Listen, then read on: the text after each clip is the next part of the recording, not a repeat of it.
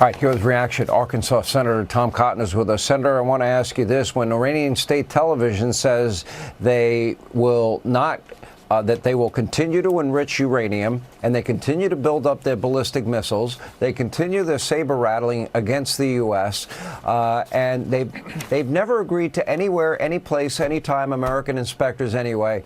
I have zero confidence that their word is worth anything. Well, you shouldn't, Sean. I don't either. I don't know who was calling significant progress from that meeting this morning. It sounds like it may have been the Iranians. Remember, they believed for 47 years that they can't win a war, but they can win any negotiation. I think with Donald Trump, they're likely to lose both. As you said, they're refusing to stop enriching uranium. That was a central demand of the president going back 10 years. And as Marco Rubio very critically pointed out, this is not just about their nuclear program. They have thousands of ballistic missiles that threaten our bases in the Middle East, in Diego Garcia in the Indian Ocean. Some of them can even range our bases in Europe. And they want to build missiles, as the president and Marco have said, to reach the United States. They have a space launch program, Sean. When was the last time you heard of Iran putting an astronaut into space? The reason they have that space launch program is it's the exact same technology that would be used to build intercontinental missiles to hit us here in the United States. We cannot allow Iran to continue to build this massive missile arsenal to threaten our people, our homeland, our troops, and our friends. Well, it's always been a non-starter in terms of enriching uranium and them wanting uranium, and they keep holding the line, as they've been saying there publicly tonight. I've got to believe deep down inside they must know what they are up against. It won't only be the U.S., it'll be Israel. Israel has been very, very effective in attacking their missile sites, their air defense systems.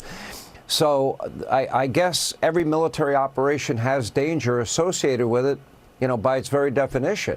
And I have to wonder if this is a point where they're just planning to go scorched earth and dumping everything they have. And there's been reports it could be chemical warfare. Who knows? Thoughts? Well, Sean, that's certainly what they want the world to believe and what they're threatening. And again, those thousands of missiles pose a real danger. And I know that Marco Rubio and Pete Hegseth and General Kane are explaining the risk to the president, as they should. But of course, Israel and the United States and our friends have a massive, massive military armada in the region. And Sean, it's a lot easier to shoot the archer before he gets off his arrow than trying to knock the arrow out of the sky. That's really well said. But here's another thought.